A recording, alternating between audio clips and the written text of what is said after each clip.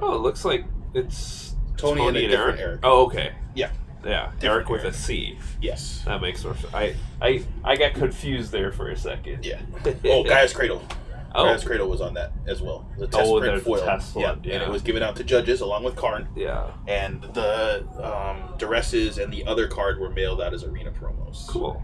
Yeah. So we know Tony's on Boros. I'm not exactly sure what Erik's on. Portal Swamps. Yeah, the Portal lands were awesome. Very cool. Yeah. Cool. Unfortunately, I don't think any of them ever got a foil printing.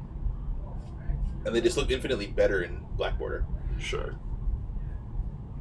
The cool thing about 7th edition is also the only foil lands that have the tap symbol. The foil basically the tap symbol. Oh, really? After that, they moved to putting the mana symbol the symbol in the thing. box. Yeah. Cool. Looks like Erik is playing some black. Mono black? No, Golgari. That's some Golgari. I see a Hired Poisoner, 4 lands, including swamps. He's going to be short the 2 green mana he needs for the 2 multicolored cards in hand, but depending if he's on the player draw, seems like got it's okay. The low end, he should be okay. I think he's only able to play the Hired Poisoner because he has 4 lands and 2 multicolored cards and a Hired Poisoner. So he's hoping to draw that that forest pretty quickly here. Looks like he's unable to pick up. Oh, he did pick it up. Okay, awesome. So he should be able to play his first multicolored card, which we'll see is a Vernati Shieldmate, I believe. That's a 2/2 hybrid bear that has vigilance. Good bear, bad bear. Average bear for limited, it's slightly better because it actually the vigilance is not what makes it better in this set for limited only. It's a hybrid because you need to use it in Boros or in. No, the big thing is that it counts as white or green mana for Convoke.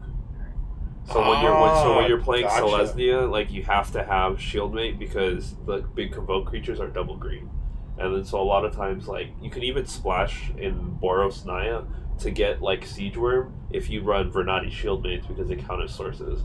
Gotcha. Right? Like, so if you're running pure Boros and then just splashing for convoking a 7/7 or 5/5 Siege Worm, you have to have the Vernati Shieldmates. Its good bear status comes from not itself. Yeah, it's from its interaction color. with other spells. And it's not even a good bear. It's like above average. It's a playable bear. It's a playable bear in limited only. Hey, you know what? Just for that, I'm going to build a Vigilance deck. And I'm going to beat your face in with this guy. Hey, Andy knows the struggles of arguing with me about good or bad bears. So it looks like Tony's got the Electrostatic Field. It's a 0/4 with Defender. Every time he casts an instant or sorcery spell, he will be doing 1 damage to an opponent, Erik in this case. More importantly, it will block the Shieldmate. Unfortunately, it will not block that Poisoner, which will continue to get in for 1 point of damage every turn.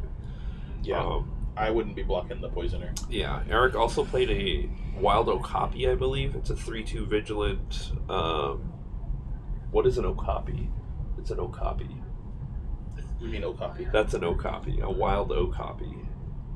It's a 3/2 Vigilant, some type of creature. I don't know what Okapi is.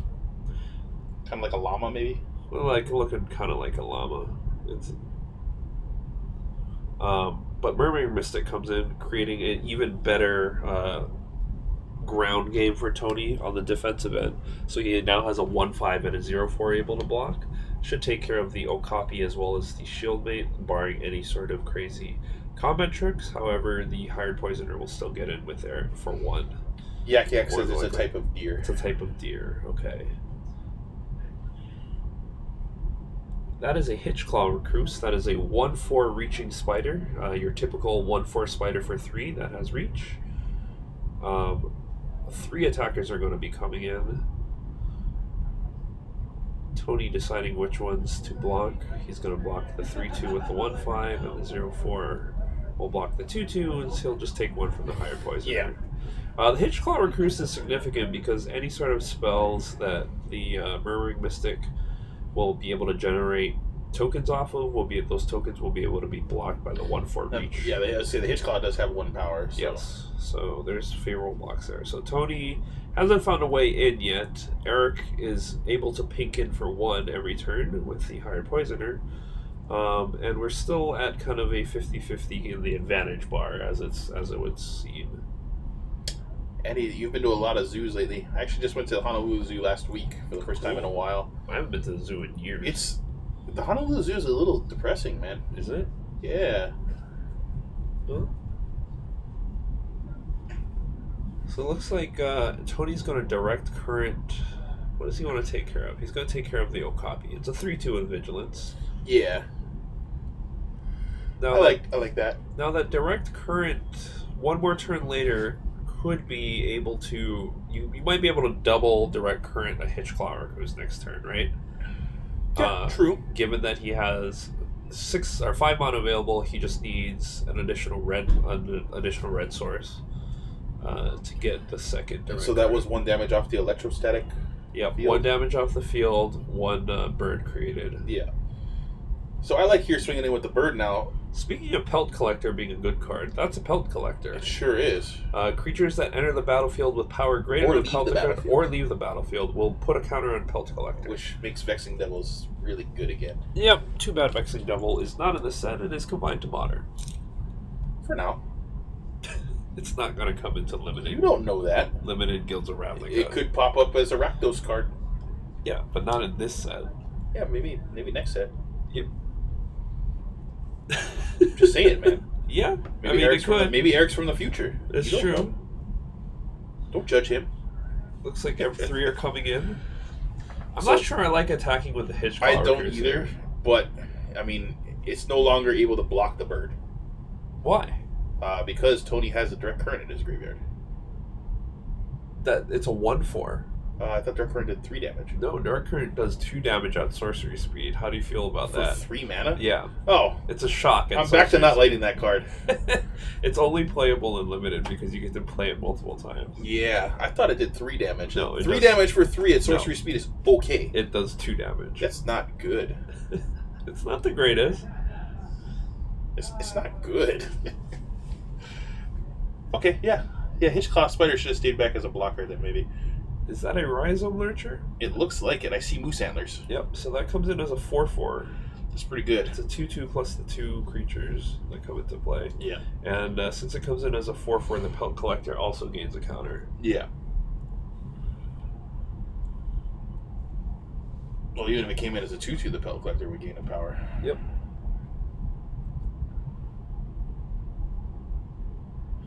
Card is sweet. It is pretty good. Notable, though, it doesn't get through the Murmuring Mystic, which is a 1/5 right now. Yet. Yeah. It'll get there.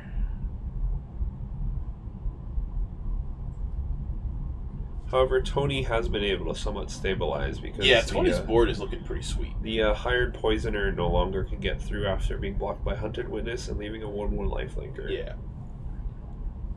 Yeah, that was a big threat to his life total there.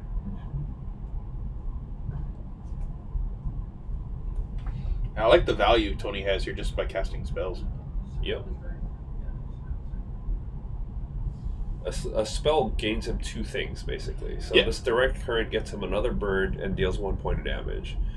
This is a good time to get rid of that Pelt Collector, because that eventually will start getting out of hand here.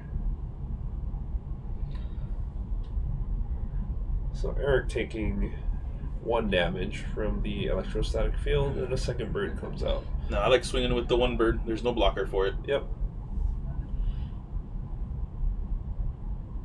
Yeah. So now Tony tapping some more stuff. Goblin Electromancer coming in, making all his instants and sorceries cheaper, making the Murmuring Mystic easier to activate, making also the electrostatic field easier to activate.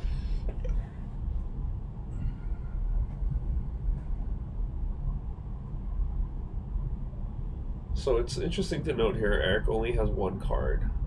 Tony, I believe, has 2. He does have access to the Golgari Locket, which should crack him a couple of more cards. Yeah, and that direct current should be exiled. Yes, the direct current should be exiled out of Tony's graveyard because he did use it twice. He did jumpstart it already.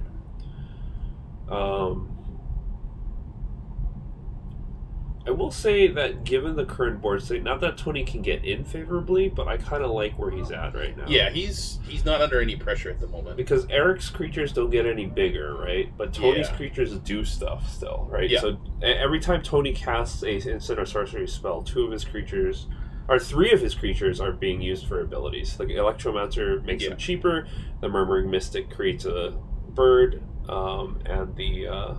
So what is that? That is the True Fire Captain. It's the 4/3 with Mentor. If it takes any damage, your opponent will take that much damage. Sweet. Yeah.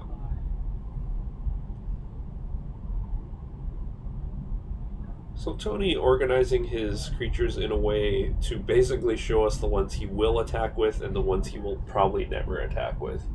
Yeah, the ones in the back line are just going to stay there doing their thing because that's kind of an engine. Yeah. Until he needs to attack with them or has a favorable attack with them. Everything else on the board, the 2 flyers, including the 1/1 lifelinker and the 4/3 captain, are... Is that another hired poisoner? That is another hired poisoner. It has Death Touch. Will take care of the captain very efficiently. Yeah. Probably can't attack though because the lifelinker will just block it. No. Yeah. The Hitchclaw Recluse takes care of the birds, cares of the Lord. There's no favorable attacks on both sides, so they're probably just going to stare at each other until somebody casts some spell. Yeah. There's no favorable attacks on either side, so it's kind of a stalemate.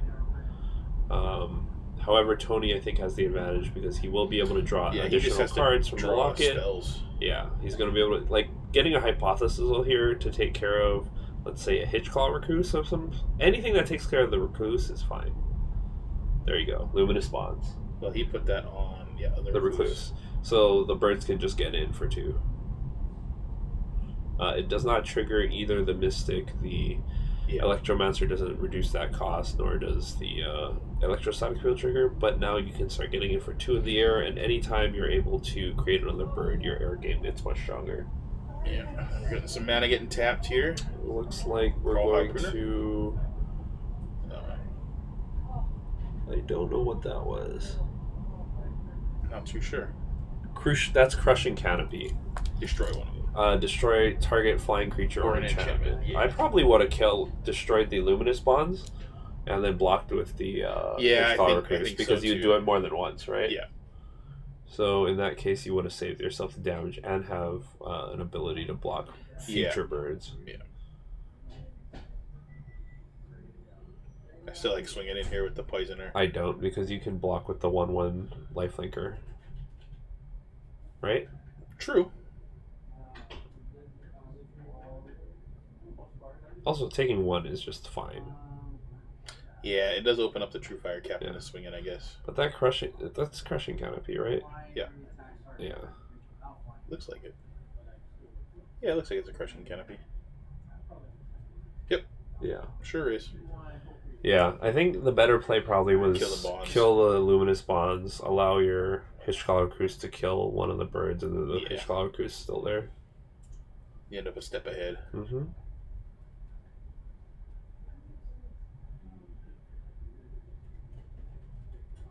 Yeah, Andy, with those loose peacocks, I actually almost got in a fight with a peacock last week when I was there. Looks like Tony has a Hammer Dropper in hand.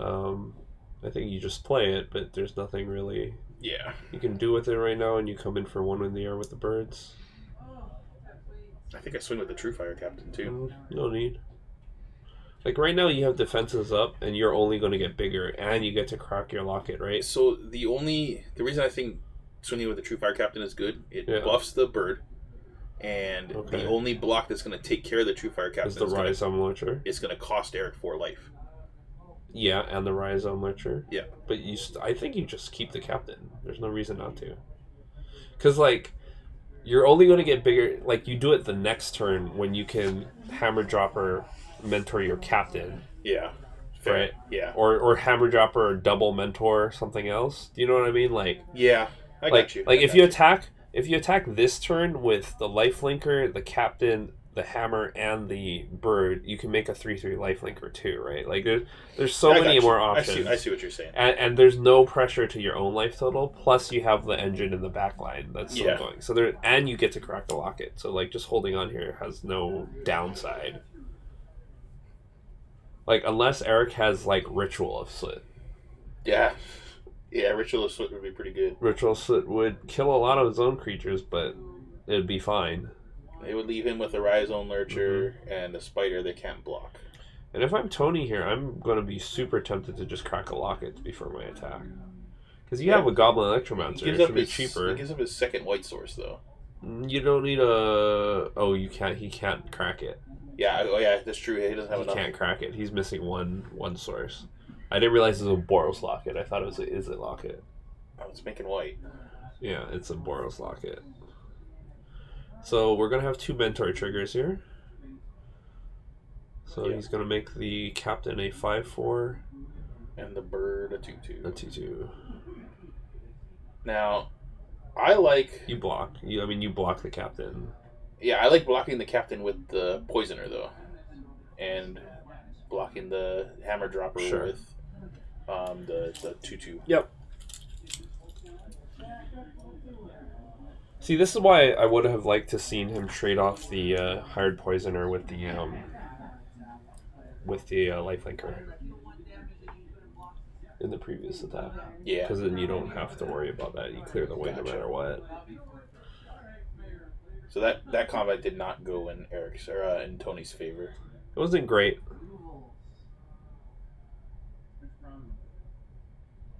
Yeah, because he was able to block the hammer with the shield. Yeah, the shield mate.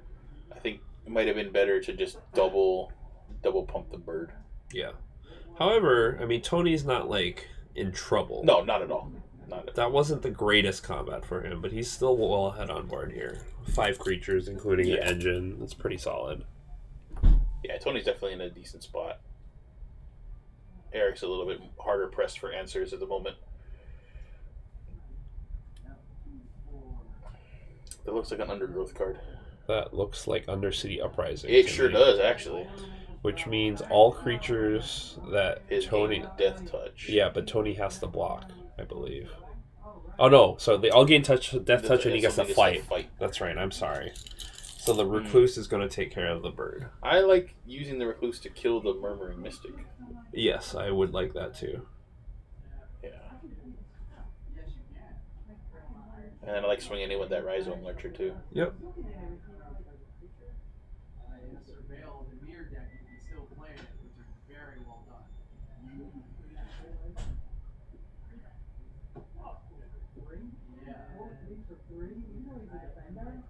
So it looks like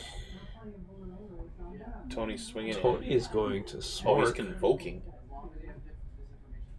Venerated Loxodon. No, that's Loxodon Healer. Right. Gaining 4 life. That's the one that we got tricked on earlier. Yeah, that Warbro. It's still 3/4. It doesn't block favorably, but Erik isn't looking to attack with the Rhizome Lurcher right now. No, not at this point, it seems. Yep. Tony content just sitting back waiting for a few spells here. Yep. Get some birds in the air. Finish him off that way. Get some damage too. Classic Just Guy style. Erik is still light on cards. I think he's on 2 cards right now as well. Oh, 3. He's on 3. So Severed Strands. Yeah, Severed Strands is good. He's going to take on the Loxodon. He's going to gain 4 going to 17. The Luminous Spawns goes back into Tony's graveyard. Rhizome Lurcher can swing in if he wants to. Deciding that's not the case. Tony's moved his back line up to his front line. Yeah, the front line is gone. The defense, man. You gotta keep the defense. Front line is gone now.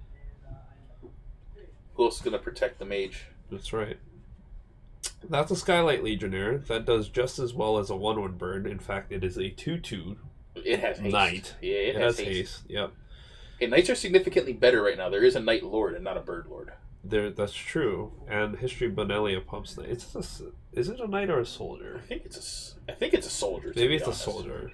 Skylight whatever Sky Knight Legionnaire. It's called Sky Knight. It could be a knight. Sky Knight. I thought it was Wojak. It's a knight. It's a knight. Sweet. Yo. Can we build Night Tribal? Can we history Bonelli that? It becomes a 4/3. What's Night Tribal? Let's play Night Tribal. I mean, that's what I've been playing in Standard for like the last 3 Yeah, standards. but you've been playing Black-White Knights. Yeah. Not Boros Knights. Not Mardu Knights. Yeah. You know that Dauntless Bodyguard is also a knight? I did. That card is sweet. That seems pretty sweet.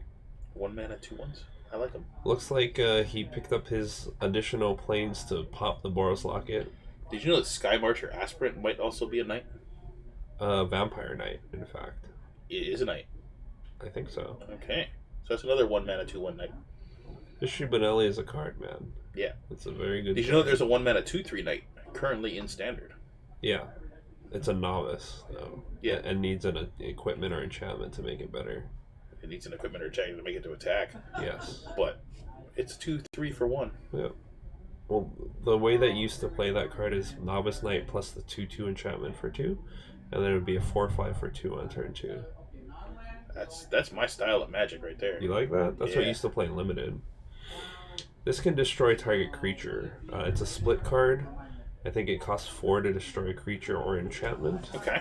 I can't remember the name of it because the split cards have 2 names, and that's 1 name too many for me.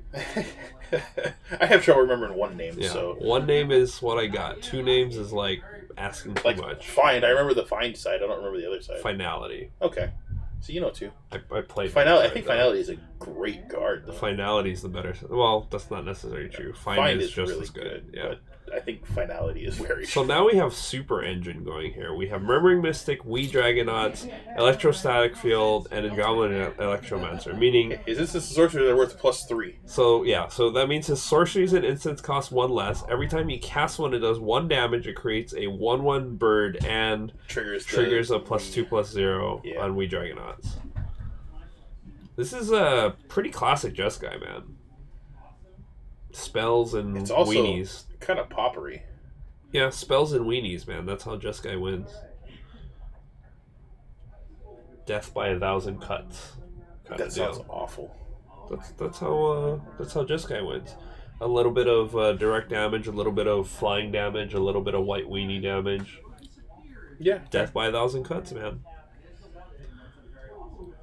Erik looks like he has no cards left in hand. Is just waiting on the inevitable. Although, again, Ritual Soot kind of just wins this. Yeah, it's true.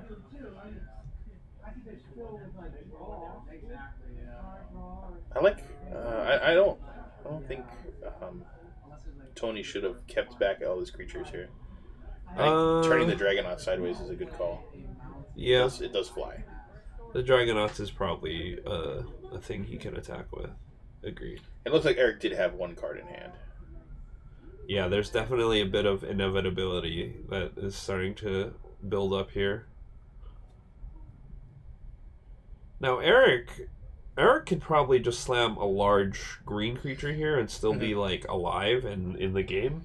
But eventually you're going to have to deal with flying. Like, that's going to be the Colossal crux of Dreadmaw this. would actually be very good right now. Vigor Spore Worm would be reasonable. It's a 6/4. It's not great, but it's playable. And it doesn't have trample, though. No.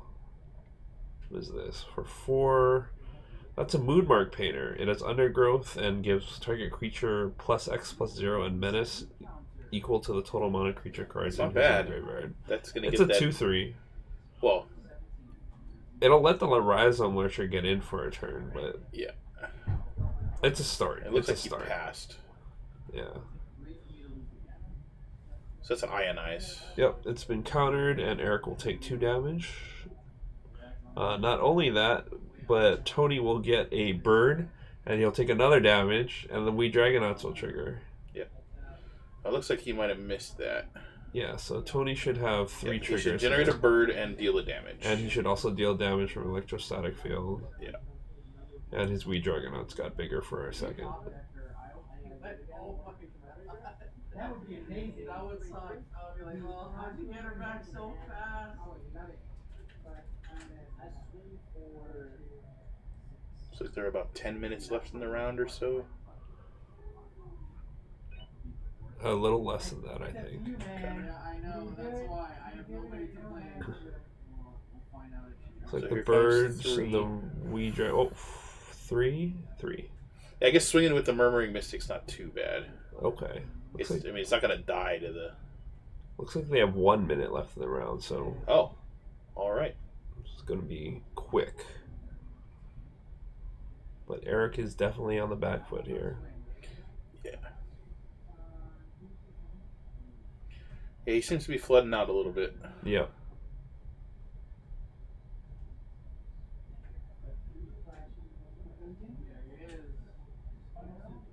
Same with Tony. He kind of slammed that one down Yeah. on the table. But definitely not what he wanted to see. I'm curious to know what's in his hand. Likely to be lands. They both have 2 cards. That's a land. But Tony doesn't really cast anything in a couple turns. Nope. But neither has Erik. Yeah. That's not a land. He took a little bit longer to read that. So that's Dawn of Hope. He should be able to create 2... one right now. Oh yeah, 1, yeah. 2 starting next turn. Yeah.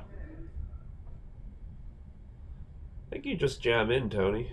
Yeah, turning those flyers sideways is Yeah. not bad. Swinging with the lifelinker, huh? That's a gutsy move. Well, when he gains life, he can pay 2 Oh, to mana to draw draw a a card. Gotcha. Yeah. It's a bold move, Cotton. He's got to pay the mana. He does for have that, to though. pay 2 mana for that.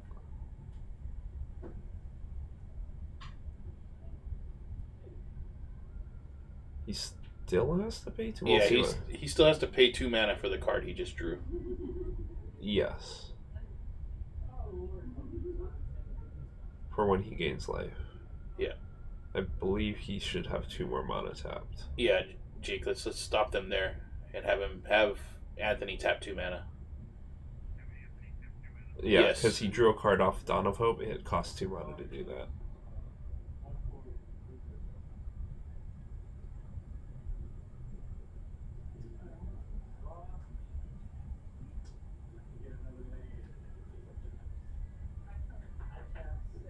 Did he not draw a card? He picked up a He card. picked up a card, That's right? for sure.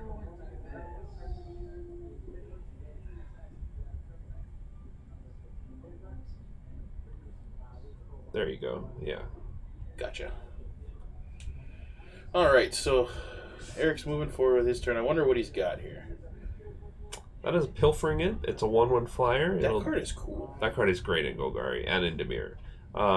You basically can take a non-land card out of your opponent's hand by tapping and sacrificing the Pilfering It and paying 1 black, 1 colorless. You know what that does? That increases your undergrowth count. It increases your undergrowth count and takes their best card for 3 mana. Yep. Yes. Yes, it does. For 3 mana and a leave the battlefield trigger, Yes. which is relevant. It's relevant.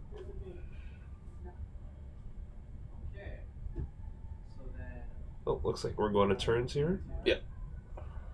I don't think the mentor works on Sunday. Only, yeah, future attack, so it doesn't work. So then we trade here. Yeah. Looks like Tony has 2 lands and a card. I don't know what that last card is. Yeah, those 2 lands are probably sitting in there for a while. Yeah. Definitely going in with the 3 trying to get more cards. Yeah. So trade a bird for an imp. And trade, yep. So he'll take 1. Now, do you like, at such a low life total, do you like blocking the bird here, or would you throw the imp in front of the Dragonauts? Because he's really just 1 spell away from death during combat. Yeah. I mean, it probably would block. Tony drew that. So, Direct Current will trigger, and then that'll be Yeah. it. That's 3 damage right there. yeah. But you got to respect the fact that Tony has the ability to kill you with 1 spell. Yeah. Yeah, you have to block the Dragonauts there. The Dragonauts would trigger. Yeah. Although, 1, 2... Yeah, I guess technically. You still He's play. at 3 and he had the You field still out. play off that, yeah. Yeah. Yep.